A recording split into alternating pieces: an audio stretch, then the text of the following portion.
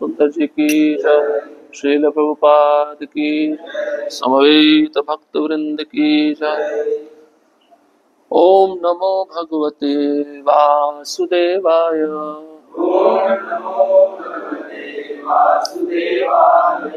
ओम नमो भगवते वासुदेवाय।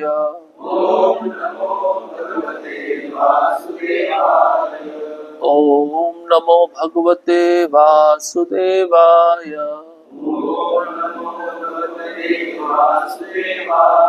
नारायणं नमस्कृत्यं नरं चैव नरोत्तमं देवीं सरस्वतीं व्यासं ततो जयमुदीरये। नष्टप्रायेषु भद्रेषु नित्यं भागवत सेवया भगवती उत्तम श्लोके भक्तिर्भवति नैष्टिकी। कृष्णाय वासुदेवाय देवकी नंदनाय च नंदगोपकुमाराय गोविंदाय नमो नमः। ग्रंथराज श्रीमद् भागवतम दशम स्कंद अध्याय क्रमांक 25 श्लोक क्रमांक 13। कृष्ण कृष्ण महाभाग त्वन्नाथं गोकुलं प्रभो धातुर्महर्षि देवान्ना कुपितात् भक्तवत्सला। कृष्ण कृष्ण महाभाग त्वन्नाथं गोकुलं प्रभो धातु महर्षि देवान्ना कुपितात् भक्तवत्सला। कृष्ण कृष्ण महाभाग त्वन्नाथं गोकुलं प्रभो त्रातुर्महर्षि देवान्ना कुपितात् भक्तवत्सला। कृष्ण कृष्ण महाभाग कृष्ण कृष्ण वन्नाथं गोकुलं प्रभो वन्नाथं गोकुलं प्रभो त्रातुमर्हसि देवानां त्रातुमर्हसि देवानां कुपितात् भक्तवत्सला। कुपितात् भक्तवत्सला। कृष्ण कृष्ण महाभाग कृष्ण कृष्ण महाभाग वन्नाथं गोकुलं प्रभो वन्नाथं गोकुलं प्रभो त्रातुमर्हसि देवानां त्रातुमर्हसि देवानां कुपितात् भक्तवत्सल कुपितात् भक्तवत्सल। कृष्ण कृष्ण महाभाग कृष्ण कृष्ण महाभाग वन्नाथं गोकुलं प्रभो वन्नाथं गोकुलं प्रभो त्रातुमर्हसि देवान्नः त्रातुमर्हसि देवानां कुपितात् भक्तवत्सला। कुपितात् भक्तवत्सल। माता जी पढ़ेंगे। कृष्ण कृष्ण महाभाग वन्नाथं गोकुलं प्रभो त्रातुमर्हसि देवानां कुपितात् भक्तवत्सला। शब्दार्थ कृष्ण कृष्ण हे कृष्ण महाभाग हे परम भाग्यशाली। त्वत्नाथम अपने स्वामी गोकुलम गौओं के समुदाय को प्रभो हे स्वामी त्रातुम अर्हसि रक्षा कीजिए देवात इंद्रदेव से न हमको कुपितात कुपित भक्तवत्सला, हे भक्तों के वत्सल। अनुवाद और तात्पर्य इस डिवाइन ग्रेस ऐसी भक्ति वेदांत स्वामी शिल प्रभुपाद द्वारा। शिल प्रभुपाद की जय। अनुवाद। गोपों तथा गोपियों ने भगवान को संबोधित करते हुए कहा, हे कृष्ण, हे भाग्यशाली कृष्ण, आप इंद्र के क्रोध से इन गौओं को उबारे। हे प्रभु, आप अपने भक्तों पर इतने वत्सल हैं, कृपया आप हमें भी बचा लें। तात्पर्य। कृष्ण जन्म के समय गर्ग मुनि ने भविष्यवाणी की थी, अनेन सर्व दुर्गाणि यूयम अंजस तरिष्यता। भागवतम 10.8.16। इनकी कृपा से आप आसानी से सारे कष्टों को पार कर लोगे। वृंदावन वासियों को पूर्ण विश्वास था कि ऐसी भारी विपत्ति में श्री नारायण उनकी रक्षा करने के लिए कृष्ण को शक्ति प्रदान करेंगे। उन्होंने कृष्ण को सर्वस्व मान रखा था और कृष्ण उनके प्रेम को अंगीकार कर चुके थे। ओम अज्ञानतिमिरन्धस्य ज्ञानाञ्जनशलाकया चक्षुरुन्मिलितं येन तस्मै श्रीगुरवे नमः। श्रीचैतन्यमनोभीष्टं स्थापितं येन भूतले स्वयं रूपा कदा मह्यं ददाति स्वपदान्तिकम्। वन्देऽहं श्रीगुरोः श्रीयुतापदकमलम् श्रीगुरुन् वैष्णवांश्च श्रीरूपं साग्रजातं सहगणा रघुनाथान्वितं तं सजीवं साद्वैतं सावधूतं परिजनसहितं कृष्णचैतन्यदेवं श्रीराधा कृष्णपादान् सहगणा ललिता श्रीविशाखान्वितांश्च। हे कृष्णा करुणा सिंधु दीनबंधो जगत्पते गोपेश गोपिका कांत राधा कांत नमस्तुते। तप्त कांचन गौरांगी राधे वृंदावनेश्वरी वृषभानुसुते देवी प्रणमामि हरिप्रिये। वाञ्छाकल्पतरुभ्यश्च कृपा सिन्धुभ्येव च पतितानां पावनेभ्यो वैष्णवेभ्यो नमो नमः। नमो महावदन्याय कृष्णप्रेमप्रदायते कृष्णाय कृष्णचैतन्य नामिने गौरत्विषे नमः। नमः ओम विष्णुपादाय कृष्णपृष्ठाय भूतले श्रीमते भक्तिवेदांत स्वामिनिते नामिने। नमस्ते सरस्वते देवे गौरवाणी प्रचारिणे निर्विशेष शून्यवादी पाश्चात्य देशतारिणे। जय श्री कृष्ण चैतन्य प्रभु नित्यानंद श्री अद्वैत गदाधर श्री गौर भक्त वृंद। हरे कृष्णा कृष्णा कृष्णा हरे हरे, हरे राम राम राम हरे हरे।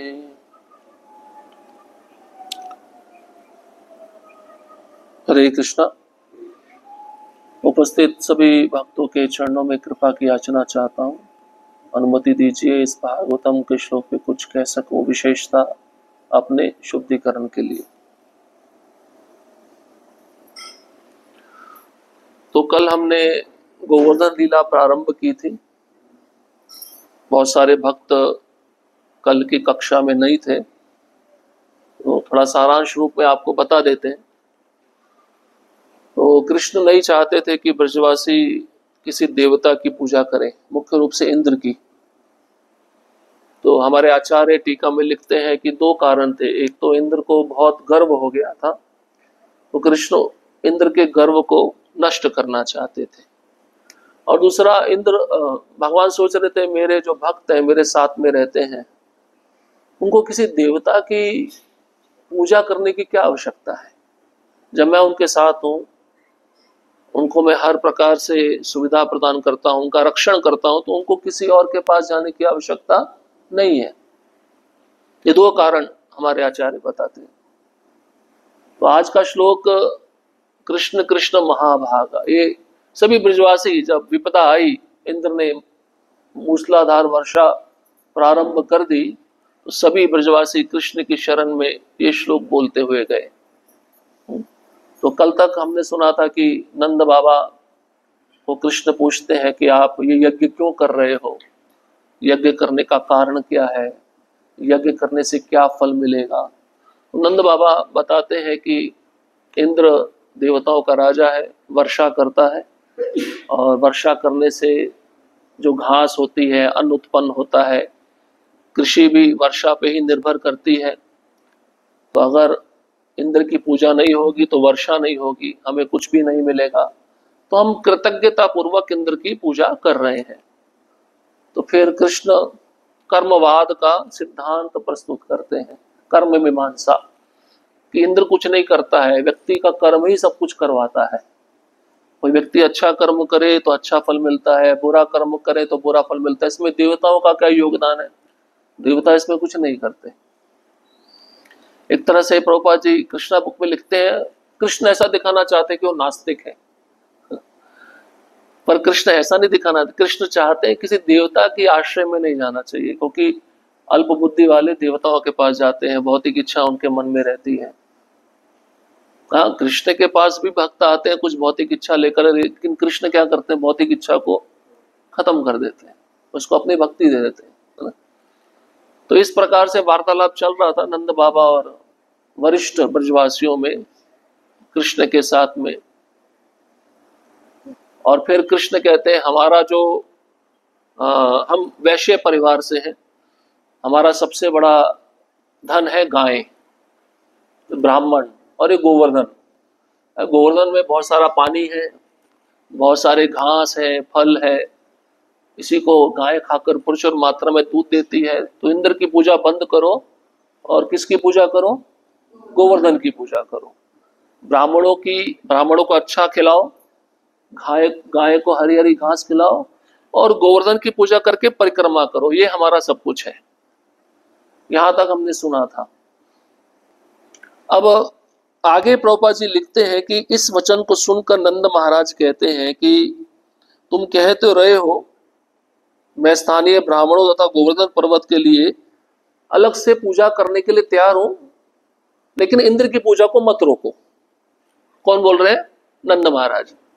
कृष्ण बोले नहीं नहीं नहीं, अलग से कुछ करने का जरूरत नहीं है, जो बनाए इंद्र के लिए वही हम गोवर्धन को खिलाएंगे। तो कृष्ण नहीं चाहते कि किसी देवता की पूजा हो। बोले आपको अलग से कुछ कष्ट लेने की जरूरत नहीं है, जो आपने बनाया है इंद्र के लिए गोवर्धन को दे दो, गोवर्धन खा लेंगे, है ना। गोवर्धन बहुत सरल है, अभी तक तो ऐसा लग रहा है एक पर्वत है। तो नंद बाबा के ऐसा कहने पर कृष्ण अपना उत्तर देते हैं कि जो भी तैयारी किया है वो आप गोवर्धन को दीजिए, गोवर्धन जो भी तैयारी आप देंगे उससे संतुष्ट हो जाएंगे। भक्त सरल होते हैं ना, कुछ भी दो संतुष्ट हो जाते हैं। गोवर्धन भक्त भी है, भगवान भी है, दोनों है, इसलिए उनको हरिदास वर्य बोला गया। तो अंत में नंद महाराज को पसीजना पड़ा। पसीजना मतलब छोटा बच्चा है कृष्ण, अब बार बार कह रहा है, बार बार कहने पर पिता अंत में आज्ञा का पालन कर ही लेते हैं लेकिन आगे क्या समस्या आने वाली है किसी को पता नहीं है, है ना।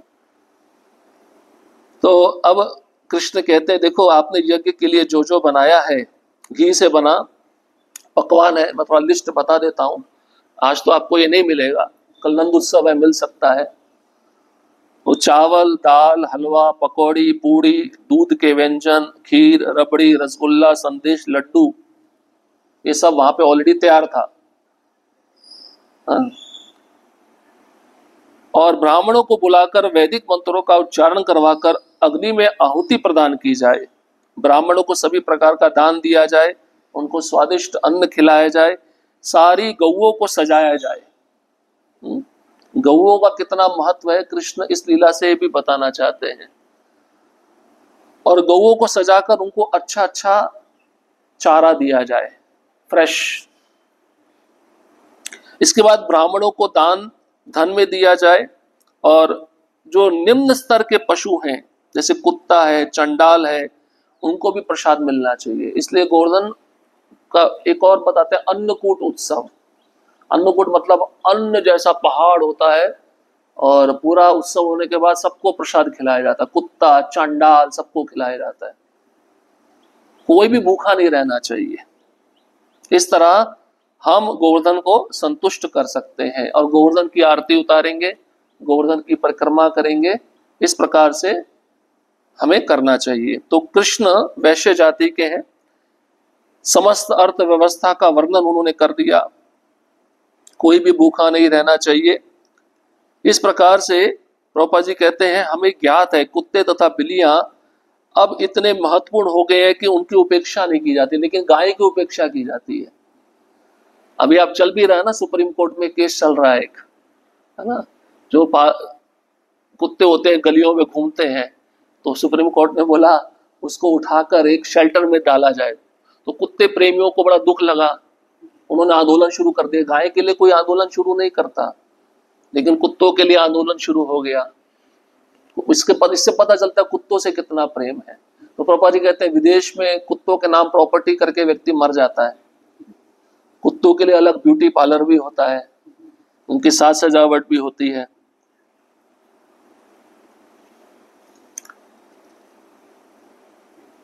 इसके पश्चात जब कृष्ण ने पूरी तरह नंद बाबा और वरिष्ठ ब्रजवासियों को समझा दिया कि इंद्र की पूजा नहीं करनी है, तो इसके बाद में इंद्र को पता चला, इंद्र को मैसेज पहुंचेगा ना,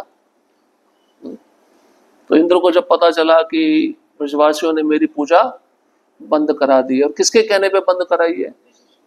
कृष्ण। जो हमने कल श्लोक सुना था, बहुत बड़बड़ करता है, बड़ा जिद्दी है, वरिष्ठों के सामने दूसरों को उपदेश देता है, अपने को पंडित मानता है, मर्त्यम मरा हुआ मनुष्य जैसा है।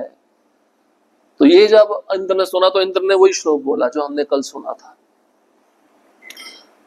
अब ऐसा बताया जाता है कि इंद्र ने जब सुना तो इंद्र बहुत क्रोधित हो गया, बहुत ज्यादा क्रोधित हो गया। इतना क्रोध करने की आवश्यकता नहीं थी, है ना। देवता कौन है? सकाम भक्त हैं, कुछ ना कुछ। देवता सत्वगुण में रहते हैं तो क्रोध को नियंत्रित कर सकते हैं ना, इतना क्रोध करने की आवश्यकता नहीं थी। लेकिन अब इंद्र ऐसा सोच रहा था कि मैं ही कृष्ण हूं, इस कारण से उसको क्रोध आ रहा था। उसका पद उसको क्या कहते हैं, गर्वीला बना दिया था, उसको प्राइड बहुत आ गया था कि मेरे से श्रेष्ठ कोई नहीं है, मैं ही श्रेष्ठ हूं, और मेरा मैं जो बोलूंगा वही होना चाहिए। इस कारण से उसको ज्यादा क्रोध आने लगा। तो पूजा बंद कराई, और जब कभी भी वो खाने नहीं आता था, हालांकि ब्रजवासी हर साल ये पूजा करते थे। वो देख परम पूज्य राधा गोविंद महाराज ऐसा बताते, शास्त्रों में भी लिखा है, मनुष्य जो पृथ्वी पर बनाते हैं देवता उसको देखते भी नहीं है। देवताओं का अपना अलग स्टैंडर्ड है। देवता घी में बना हुआ वस्तु खाते हैं, प्रत्येक वस्तु घी में बना होता है। यहाँ पे तो सब मिक्स रहता है ना, और पूरा स्टैंडर्ड फॉलो किया जाता है। तो अब वो देखते ही नहीं है तो खाने के लिए कहाँ से आएंगे? तो प्रश्न ही नहीं उठता है। खाली ब्रजवासी कृतज्ञता पूर्वक ऐसी आराधना करते थे जिसको इंद्र बैठे बैठे स्वीकार करता था, लेकिन प्रत्यक्ष उपस्थित नहीं होता था। अब कृष्ण क्या दिखाना चाहते थे? देखो तुम इतना मेहनत करते हो, इंद्र नहीं आता, लेकिन गोवर्धन की पूजा करो, गोवर्धन आएंगे। कृष्ण ये भी दिखाना चाहते हैं, देखो तुम्हारा भाव कौन ग्रहण करेगा? गोवर्धन ग्रहण करेंगे। तो सब पूजा अर्चना होने लगी। पूजा अर्चना के बाद में इंद्र ने अपने संवर्तक मेघों को बुलाया। संवर्तक मेघ जानते हैं आप? जो प्रलय के समय वर्षा करते हैं, प्रलयकालीन बादल है। तो उनको कैद में रखा जाता है, जेल में बंद करके रखा जाता है। कहीं वो छूट गए तो वर्षा शुरू कर देंगे। उनका नियमित एक समय निश्चित किया जाता है, जब सृष्टि का अंत होगा तब इन वर्षों इन बादलों को बुलाया जाता है। तो उससे पहले गिरिराज जी को जो भोग लगा वो कैसा लगा, उन्होंने किस प्रकार से ग्रहण किया भोग, उसके विषय में आप सुनिए। बहुत सुंदर अद्भुत हमारे आचार्य बताते हैं। तो ये जो प्रसंग है ये गोपाल चंपू नामक पुस्तक जो श्री जीव गोस्वामी लिखे हैं उसमें इस लीला का वर्णन वे करते हुए कह रहे हैं कि ब्रजवासियों ने गोवर्धन पर्वत को किस प्रकार से भोग लगाया। उन्होंने बहुत बड़ी मात्रा में सब्जियां खाई। किसने? गोवर्धन ने। तो हमारा भी कल उत्सव है, हम तो 1500-2000 लोगों के लिए बनाते हैं, लेकिन आप चावल सुनिए, एक बार में गोवर्धन ने कितना चावल खाया। केवल एक ग्रास में उन्होंने 70 करोड़ किलो चावल खा लिया। हम 2000 लोगों के लिए चावल बना रहे हैं, हमको 125 किलो लगेगा, तो बोरे रखें सामने।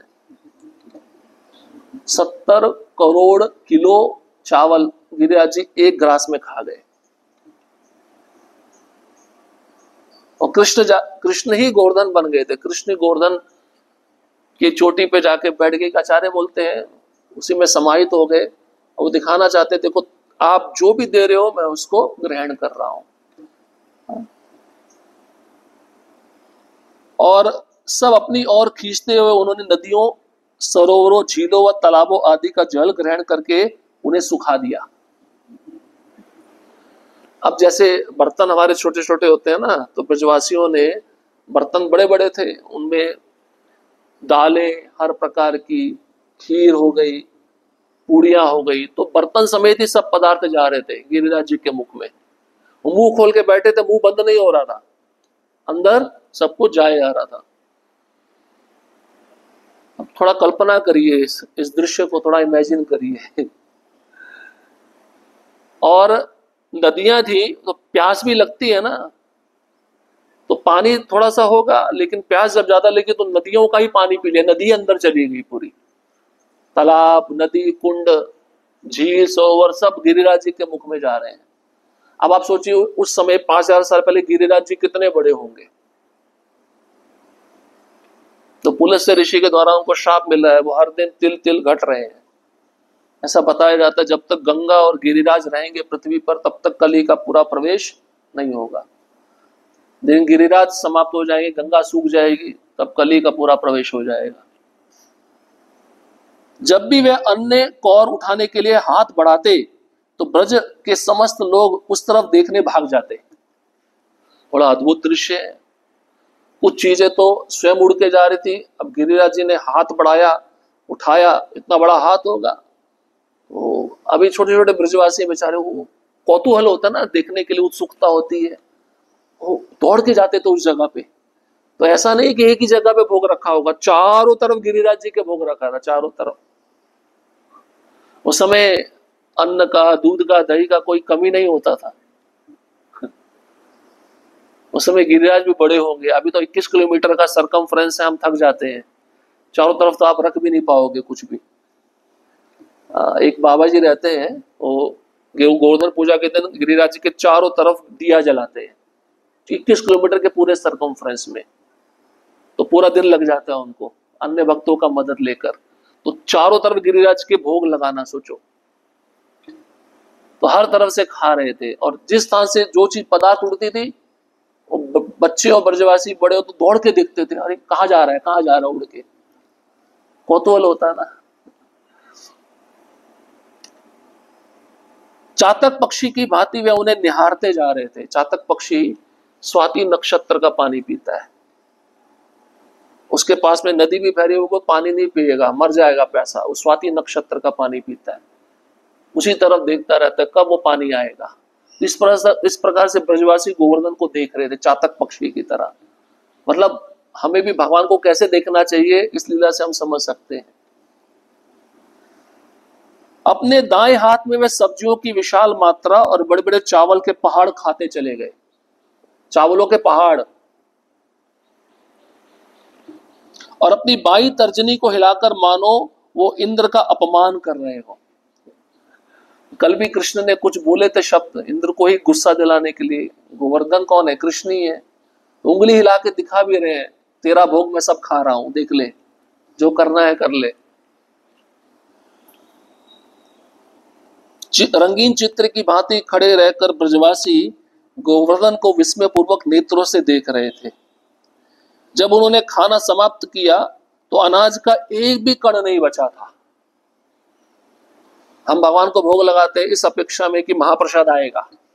मान लो किसी दिन आपने लगाया और निकला ही नहीं, सब कुछ खाली निकला, फिर क्या करोगे?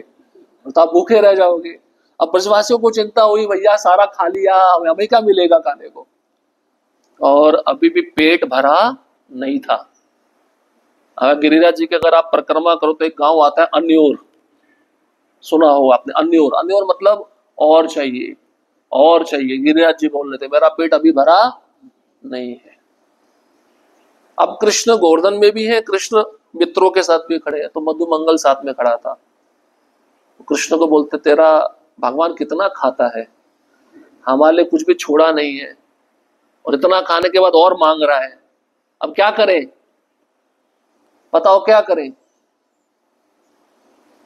तो हमारे आचार्य कहते हैं एक तुलसी का पत्ता भगवान ने मधुमंगल को दिया और कहा ये ऐसे हाथ करके अर्पण करो, और ये तुलसी का एक पत्ता खाने से वो संतुष्ट हो जाएंगे। तो मधुमंगल ने कृष्ण के कहने पर एक तुलसी का पत्र हाथ में रखकर गोवर्धन को अर्पण किया। जैसे ही गोवर्धन ने तुलसी का पत्र लिया, उनको डकार आ गया। डकार मतलब बस हो गया, पेट भर गया। तुलसी का कितना महत्व है।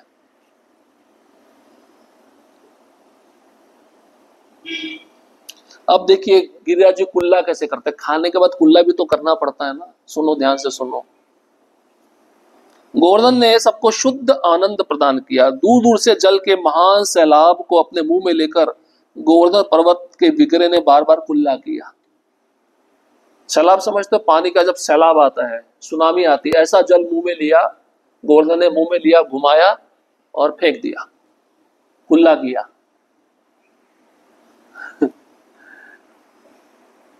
पानी को अपने पीछे किसी स्थान पर थूकते हुए उन्होंने वहां की घास को पुनः जीवंत कर दिया। अब भगवान है, भगवान के मुख से उच्चिष्ट निकल रहा है, वो कोई साधारण थोड़ी ना होगा। जो घास मरी हुई थी, वो कुल्ले का पानी जिस घास पे गिरा वो जीवंत हो गई। इसलिए भगवान का उच्चिष्ट खाना चाहिए। हम भी जीवंत रहेंगे, हम मरे हुए हैं बाहर का खा खा के, संसार का। अपने मुख का आचमन करने के उपरांत गोवर्धन पर्वत के देवता ने बांस की छड़ी को विशाल दंत खोदनी की तरह अपने दांतों के बीच से भोजन को साफ करने के लिए प्रयोग किया। अद्भुत। कृष्ण सब कुछ करते हैं। खाने के बाद में दांत में कुछ फंस जाता है ना, तो आप क्या करते हो? बाजार में मिलता, टूथपिक मिलता है ना, उसको हिंदी, शुद्ध हिंदी में बोला दंत खोदनी। गिरिराज अब टूथपिक तो लेंगे नहीं, छोटा सा टूथपिक, क्या उनके क्या काम आने वाला है? तो बांस का इतना बड़ा पेड़ था, बांस का, उसको उखाड़ा, दांत में कुछ फंस तो नहीं गया है? ये लीला सुननी चाहिए, इतनी अद्भुत है। देखिए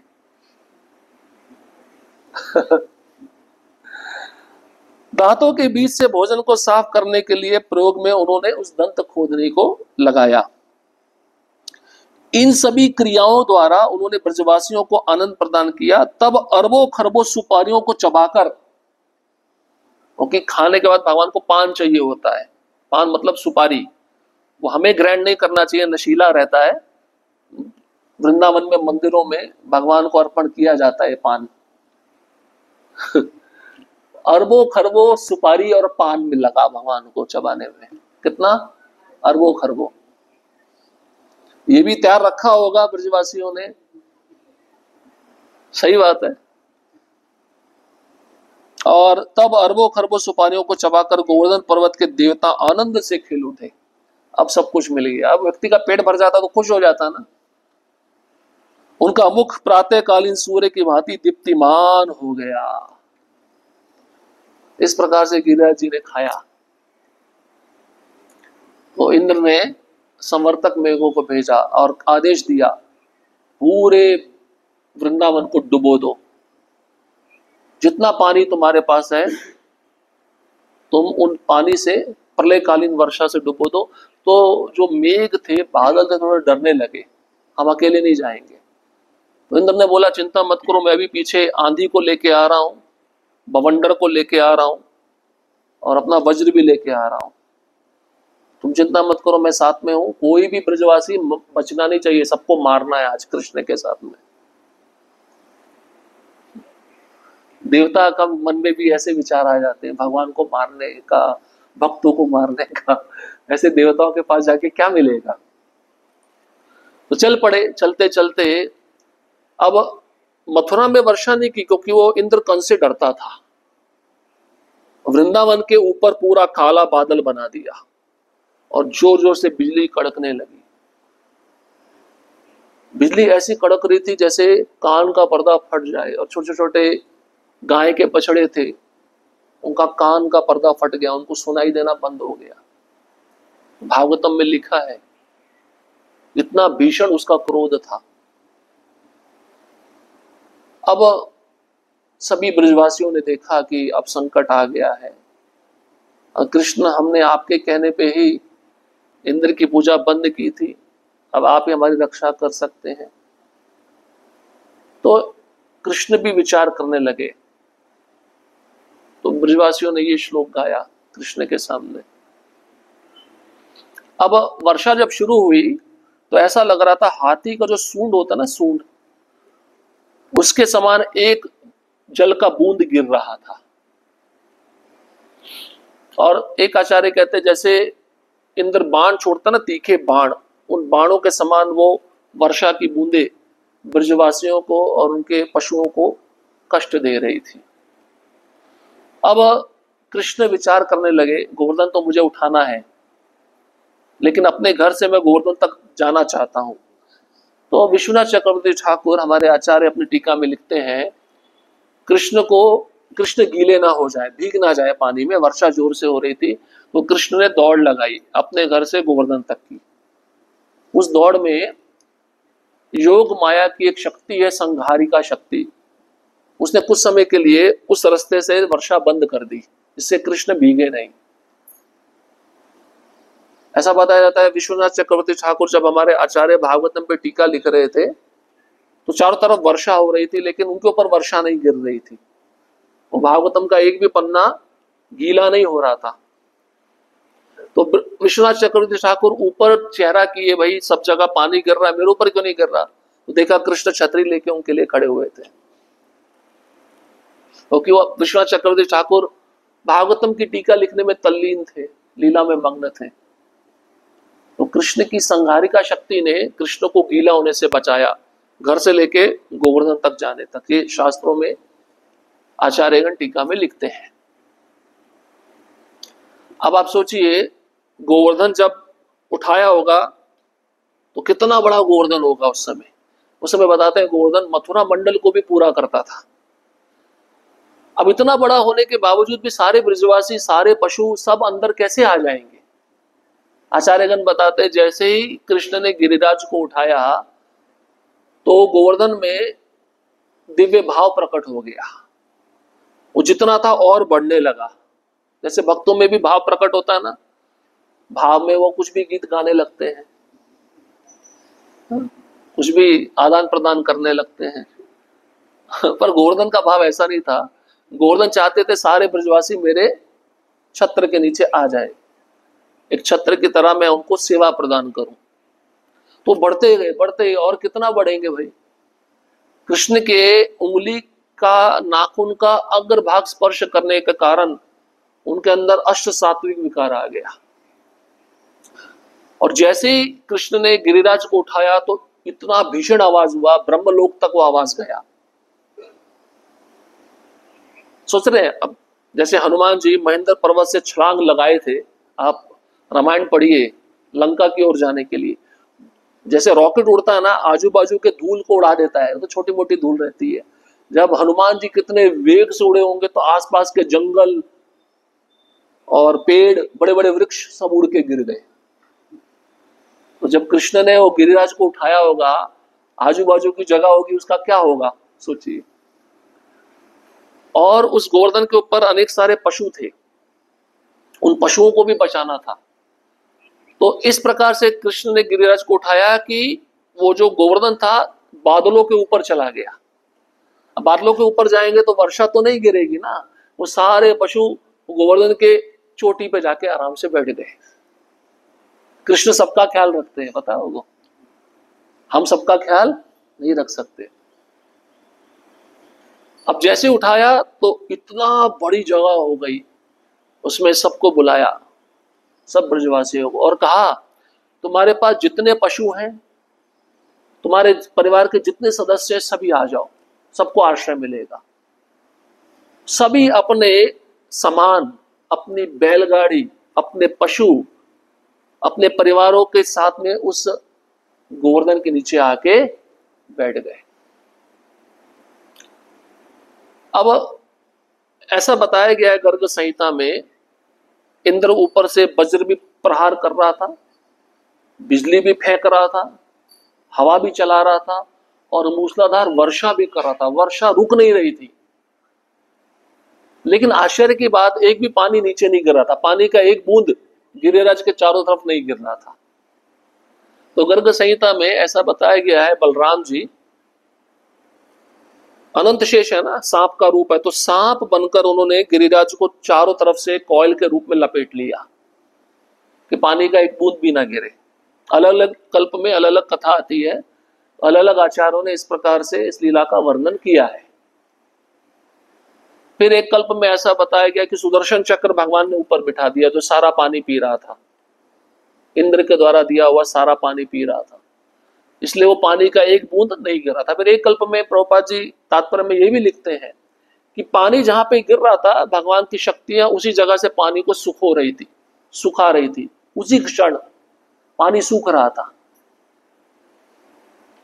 अब कल्पना करिए, सत्य बात है, इसको थोड़ा लीला में प्रवेश करके विचार करिए, ये सब हो रहा था। अब आश्चर्य की बात क्या हुई, जब सभी ब्रजवासी आके बैठ गए, अब उनके लिए एक बड़ा उत्सव हो गया। उत्सव समझते हैं, कृष्ण को हमेशा देखना। कृष्ण को हमेशा देख नहीं पाते थे, कभी ग्वाल बाल नहीं देख पाते थे रात्रि के समय, कभी गोपियां दिन के समय नहीं देख पाती थी, और कभी नंद बाबा यशोदा माता भी नहीं देख पाते थे जब कृष्ण गोचारण लीला के लिए था।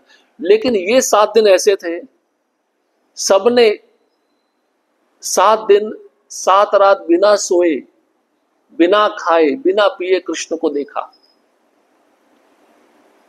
और बताया गया कि किसी को भूख नहीं लगी, किसी को प्यास नहीं लगी, 7 दिन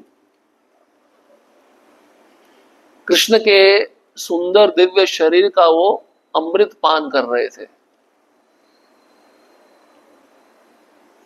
तो एक लेक्चर में मैं सुन रहा था, अगर भगवान की कथा सुनते सुनते, भगवान का दर्शन करते करते, भगवान का नाम लेते लेते अगर आपको भूख प्यास नहीं लग रही लंबे समय तक, तो इसका मतलब वो कुछ शक्तियों का अंश आपके अंदर भी आ गया है। भूख प्यास क्या है?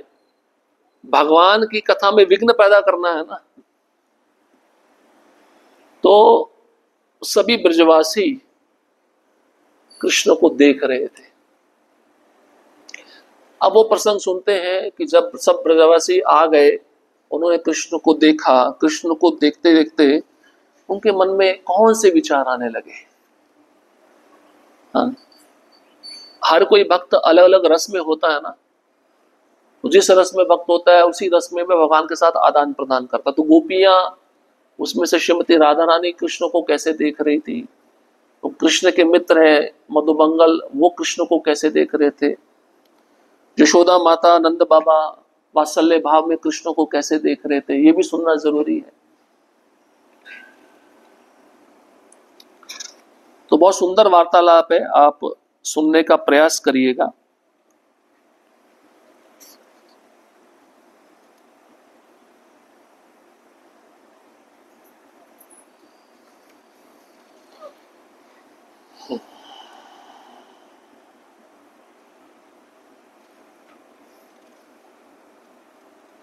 गोवर्धन पर्वत को उठाए हुए कृष्ण अपने समस्त प्रिय संगियों से घिरे हुए थे। इस आत्मीय स्थिति का लाभ उठाकर उन्होंने कृष्ण को आनंदमयी मुखों से निहारा, उनकी विजय की प्रार्थना की और स्नेहवश उनके सिर को सूंघा। मातृत्व स्नेहवश माता रोहिणी ने अपने पुत्र बलराम जी को कसकर गले लगाया। तो बलराम जी भी वहीं पे थे। गोपियां और श्रीमती राधा रानी उनकी तरफ वह ऐसे देख रही थी मानो प्यासी चकोरी पक्षी उनके चंद्रमुख की दिव्य आभा का निरंतर पान कर रही हो। तो अपलक नेत्र थे, वो जो आंखें थी, आंखों के जो पलकें थे वो झुक नहीं रही थी, वो झपक नहीं रही थी। सातों दिन उनका कोई भी पलक झपका नहीं।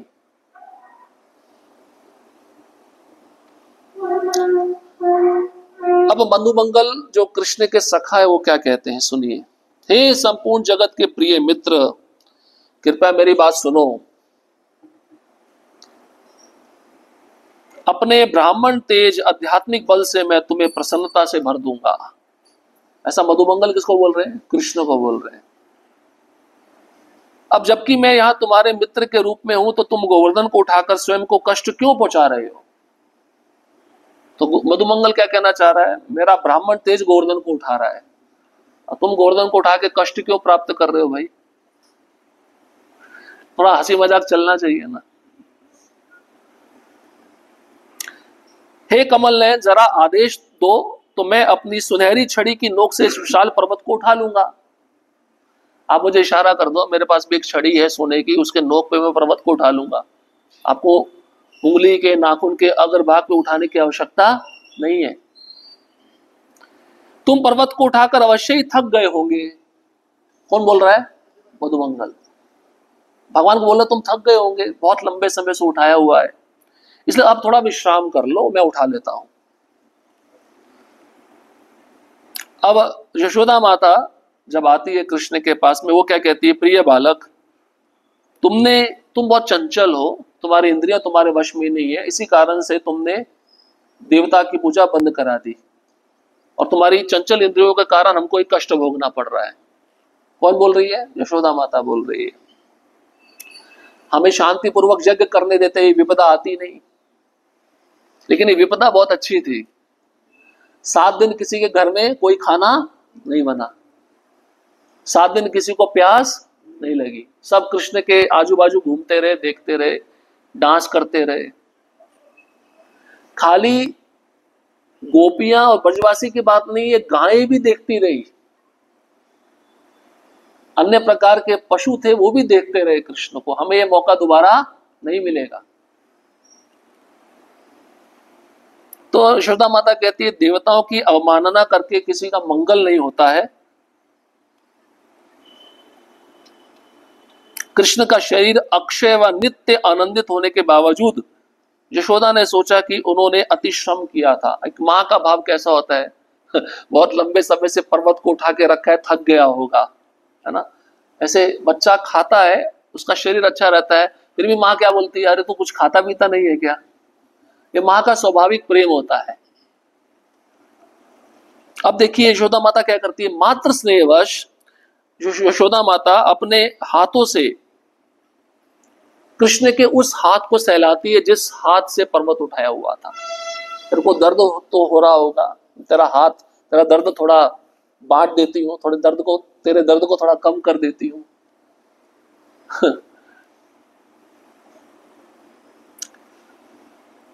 अब कृष्ण क्या कहते हैं? अरे मैया, तुम्हारे हाथ का जो ताजा माखन मुझे मिला है उससे मुझे बल मिल रहा है, मैं कमजोर नहीं हो रहा, मेरा बल कम नहीं हो रहा।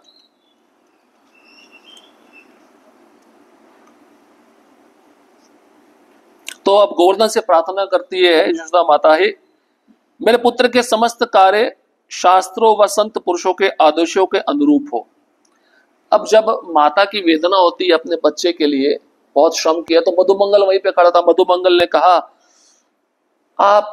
मधुमंगल ने यशोदा को बोला, आप इस प्रकार मत बोलो, आप कैसे कह सकती है कि कृष्ण कष्ट में है? सुनिए, उस क्रोधित इंद्र ने हमारे लिए क्या किया है। उसने अपने घने काले बादलों और भीषण बिजली से हम पर निर्दयता पूर्वक आक्रमण किया। अब कृपा कृष्ण द्वारा गिरी गोवर्धन को उठाकर चकित करने वाली लीला की मधुरता की सराहना करें। तो मधुमंगल बोल रहा है कि एक तरफ बोला कि मैं उठाता हूं, कृष्ण को कुछ तकलीफ ना हो, अब बोल रहा है कृष्ण को उठाए रखना चाहिए, जैसे हमें कृष्ण के सुंदर रूप को देखने में आनंद आता रहे।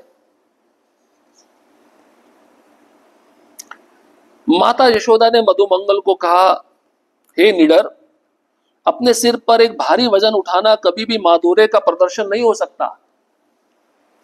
यशोदा माता बोल रही है, भाई इतने समय तक इतना भारी वजन उठाकर ये माधुर्य का प्रदर्शन है क्या? ये प्रेम का प्रदर्शन है क्या? गोवर्धन का असाधारण भार उठाने से कोई रोगी व अशक्त हो सकता है। यशोदा माता कहती है, ज्यादा समय तक कृष्ण अगर गोवर्धन उठाए रखा तो ये बीमार पड़ जाएगा, इसकी शक्ति चली जाएगी। जरा देखो, कृष्ण के माथे पर घुंघराले बालों के गुच्छों में पसीना आ गया है। इतनी समय से उठाया, पसीना आ रहा है, तुम्हें दिखता नहीं क्या मधुमंगल? और तुम कह रहे हो कृष्ण गोवर्धन को उठाए रखे।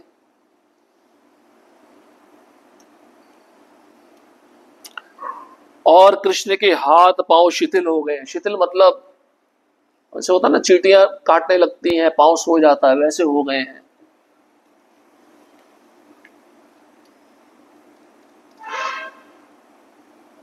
अब इतने लंबे समय तक भगवान ने गोवर्धन पर्वत को उठाया हुआ था। यशोदा माता कहती है, इतने लंबे समय तक उठाकर तुम थके नहीं हो? तो मधुमंगल कहता है, क्या आप नहीं जानती कि विशाल पर्वत कृष्ण के हस्त कमल पर मेरे मंत्रों व विशिष्ट शक्तियों के प्रभाव से टिका हुआ है?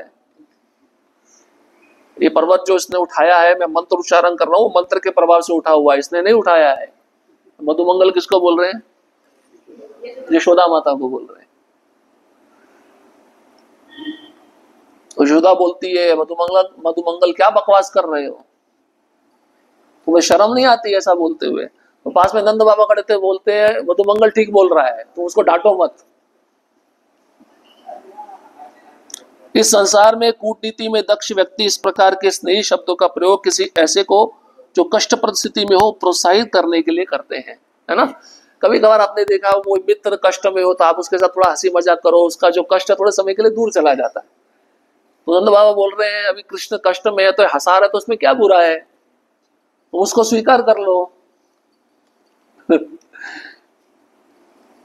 अब ब्रजवासियों का भाव क्या है देखिए। एक ब्रजवासी कहते हैं कि भाई कृष्ण, तुम राधा रानी को मत देखना। एक हाथ से कृष्ण क्या किए थे, गोवर्धन पर्वत को उठाए हुए थे, और दूसरे हाथ से वो बांसुरी को बजा रहे थे। अगर कृष्ण की तिरछी नजर राधा रानी पे पड़ गई तो क्या होगा? वो गोवर्धन हिलने लगेगा, हिलते हिलते नीचे ना गिर जाए। एक ब्रजवासी बोल रहे हैं, हम वैसे ही मर रहे हैं और मर जाएंगे। दूसरा ब्रजवासी बोलता है, अब तुम बांसुरी तो बजा रहे हो, बांसुरी बजाने से क्या होता है, जो जड़ पदार्थ है, जड़ पदार्थ मतलब पत्थर है, वो पिघल जाता है और नदियां पत्थर बन जाती है। तो ये गोवर्धन पिघल गया तो पहली वर्षा हो रही है, ऊपर से पिघल गया तो और पानी बन जाएगा। ऐसा देखते हैं ना, बादल फट जाता तो पानी आता है, ऐसे ये पानी बन गया तो हमारा क्या हाल होगा? हमारा तो और बेहाल हो जाएगा, वैसे ही मर जाएंगे। तो ऐसी बांसुरी का राग आलापो जिसमें ये पिघले ना। तो ऐसा बताया गया शास्त्रों में, जो राग होते हैं ना, संगीत के राग 84 लाख प्रकार के राग हैं, और उसमें से 16,000 राग गोपियों ने प्रकट किए हैं। तो 84 लाख प्रकार के रागों में कृष्ण बांसुरी बजाते हैं। उसमें एक एक राग किसको प्रभावित करेगा, किसको आकर्षित करेगा, कुछ बोल नहीं सकते। ऐसे कई राग होते हैं जो पत्थर होता है पिघल जाता है, कई राग होते हैं जो नदियां होती है वो पत्थर बन जाता है, कई राग होते हैं देवी देवताओं का समाधि भंग हो जाता है, शिव जी का समाधि भंग हो जाता है, कई राग ऐसे हैं जिसमें गायों का ही नाम पुकारा जाता है, कई राग ऐसे खाली गोपियों का नाम पुकारा जाता है। ऐसे 84 लाख प्रकार के राग हैं कृष्ण की बांसुरी में। अब कृष्ण उस बांसुरी के माध्यम से किस जीव को आकर्षित करना चाहते हैं, उसी राग का वह प्रयोग करते हैं।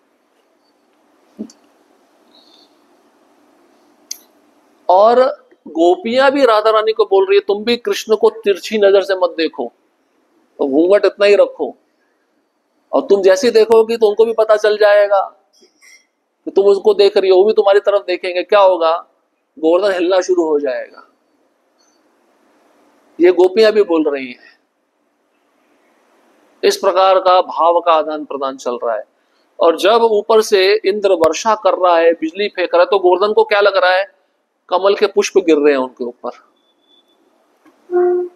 पानी तो सुदर्शन चक्र पी रहे हैं, वो बिजली वज्रपात वो कमल के पुष्प की तरह लग रहा है 7 दिन तक। अब बीच बीच में इंद्र हमेशा तो उधर नहीं रहता था, अपनी नगरी में जाके बैठ जाता था, अपने दूतों को भेजता था, क्या समाचार है, कोई मरा या नहीं मरा, समाचार लेके आओ, ब्रेकिंग न्यूज। तो सभी जाते थे, वो आदेश देते थे, इतना हमने प्रयास किया, पेड़ के एक पत्ता भी नहीं गिरा है। इतनी आंधी, प्रलय के समय आंधी जो चलती है, मरुदगण 49 देवता है, इंद्र के भाई है मरुदगण, वो प्रलय के समय आंधी चलाते हैं, उनको भी बुलाया गया था। इतनी आंधी चलने पर भी एक पत्ता नहीं गिरा। अच्छा, पानी से तो ब्रज डूब गया होगा, बोले एक बूंद भी गिरी नहीं नीचे। फिर 2 दिन के बाद उसने दूत भेजे, अभी क्या समाचार है बताओ?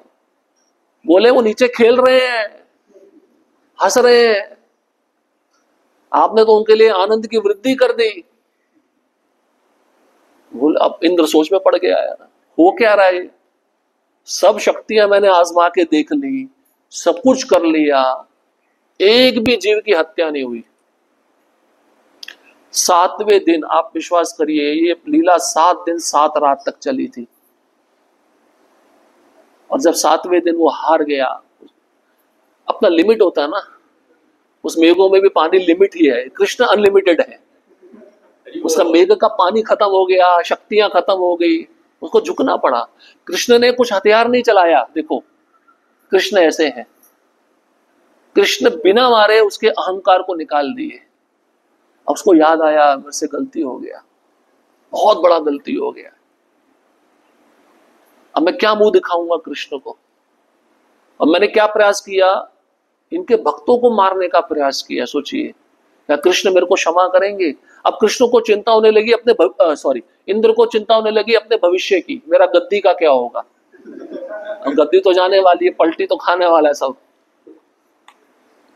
तो ब्रह्मा जी ने आके बोला, बहुत हो गया, तुम समझ नहीं पा रहे हो, अब तुम कृष्ण के पास जाओ। बोले मैं क्या मुंह लेके जाऊं? बोले सुरभि गाय को लेके जाओ, गाय बहुत पसंद है। तो जब सुरभि गाय को पता चला हम कृष्ण को देखने जाएंगे, तो बड़ी खुश हो गई। वो तो खुश है, लेकिन इंद्र खुश नहीं, इंद्र बहुत भयभीत है। एक तो अपने क्रिया पे भयभीत है, एक तो अपने भविष्य के लिए भयभीत है। उसको बड़ी लज्जा है अपनी क्रिया पे, मैंने क्या कर दिया। और जब कृष्ण उठाए रहे, ये बात इंद्र के मन में चल रही है, कैसे जाऊं। अब जैसे वर्षा रुकी, 7वें दिन के बाद में सूर्य निकल आया, तब कृष्ण ने बोला अभी पहले जैसी स्थिति सामान्य हो गई, अभी सब बाहर निकलो। वो बोले हम बाहर नहीं निकलेंगे, हम इधर ही रहेंगे, हमें बाहर नहीं निकलना है, ऐसा मौका नहीं मिलेगा दोबारा। अब आप हमें कब दिखोगे ये पता नहीं ना। तो कृष्ण ने रिक्वेस्ट किया, बहुत निवेदन किया। कृष्ण भी अपने भक्तों को हाथ जोड़ के निवेदन करते हैं, अपने घर की तरफ प्रस्थान करो। तो पता है कैसे जा रहे थे ब्रजवासी? आप विश्वास, जैसे आपका कोई प्रिय हो, आप किसी को छोड़ने जा रहे हो, तो आप बार बार उसको देखोगे ना, जब तक वो अदृश्य नहीं होगा तब तक आप देखते रहोगे ना। तो गोवर्धन से बाहर धीरे धीरे निकल रहे थे। धीरे धीरे निकलने का कारण क्या है? ज्यादा समय कृष्ण को देखते रहे। शरीर आगे चल रहा है, मुख कृष्ण की तरफ है, पीछे की तरफ। और खाली ब्रजवासियों का नहीं, गाय बछड़ा जो भी पशु है सब कृष्ण को ऐसे देख रहा है। कृष्ण आनंदमय वस्तु है, चाहे कितना भी समय लगे कृष्ण लेके खड़े रहे। जब तक सब बाहर निकले नहीं तब तक कृष्ण एज इट इज उस पर्वत को लेके खड़े रहे। अब गोवर्धन को पता लगने लगा कृष्ण अपने उंगली से मुझे नीचे रख देंगे, अब स्पर्श नहीं मिलेगा। गोवर्धन रोने लगा। ये सब लिखा है इधर। गोवर्धन की आंखों से आंसू आने लगे, कृष्ण मुझे कब स्पर्श करेंगे।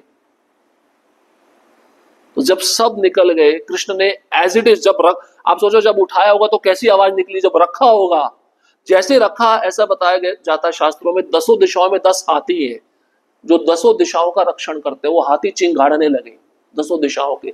जब गोवर्धन को कृष्ण ने रखा, रखते समय और भी भीषण आवाज आया। और जैसे कृष्ण ने एज इट इज गोवर्धन को रख दिया, कृष्ण बाहर आ गए, सभी ब्रजवासियों ने आलिंगन दिया कृष्ण को।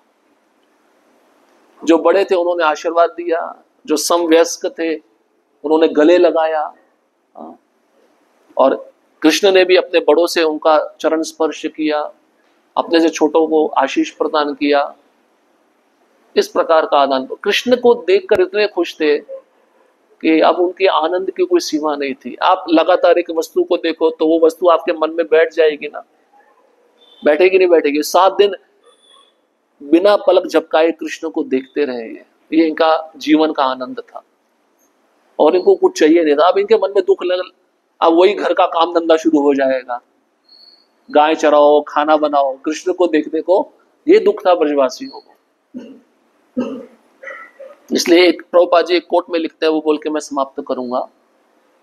कृष्ण के एक आदेश पर इन ब्रजवासियों ने अपना सब कुछ दे दिया। क्यों? कारण बताते हैं, इन ब्रजवासियों के सब कुछ कृष्ण ही थे और कोई इनका धन नहीं था। कृष्ण को ही प्रेम करते थे और कृष्ण के अतिरिक्त किसी को जानते भी नहीं थे।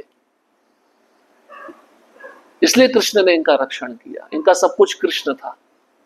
अब कृष्ण ने उपदेश दिया ब्रजवासियों को, उनसे कुछ लेना देना नहीं था, इंद्र की पूजा से भी कुछ लेना देना नहीं था, लेकिन कृष्ण के इतने आदेश पर उन्होंने समर्पण होकर सब किया। कारण वो इतना गहन प्रेम था कि वो अलग नहीं किया जा सकता था।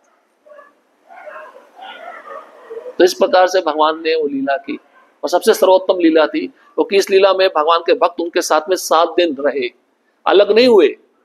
अलग असुर जो दूसरे आए उन्होंने कृष्ण को उनके भक्तों से अलग करने का प्रयास किया, लेकिन इसमें सभी साथ में रहे।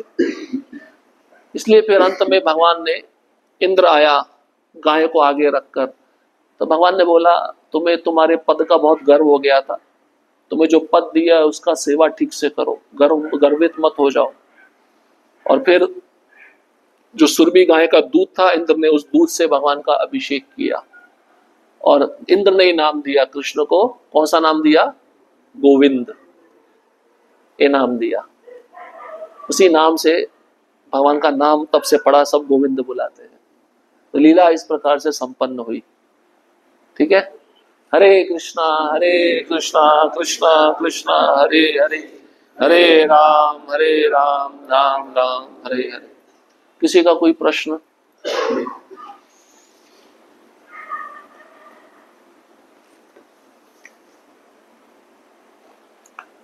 श्री राधा श्याम सुंदर जी की जय, श्रील प्रभुपाद की जय।